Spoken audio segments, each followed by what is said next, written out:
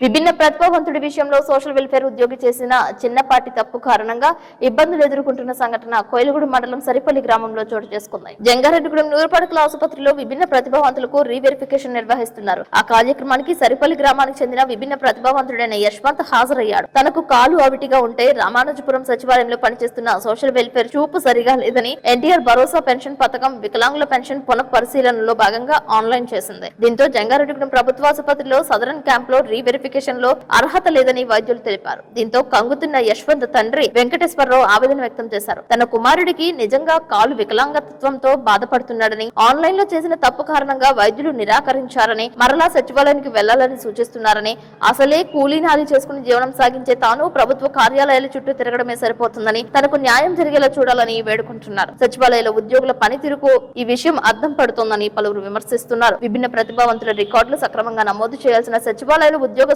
బాధ్యత రాహిత్యంపై ప్రభుత్వ ఉన్నతాధికారులు చర్యలు తీసుకోవాలని కోరుతున్నారు.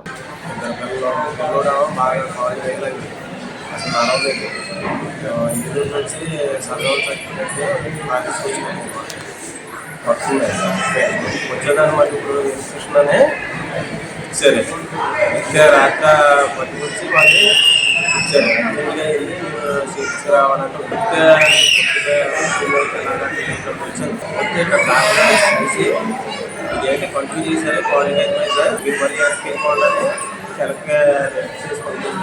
దీని గురించి ఏం చేయాలండి?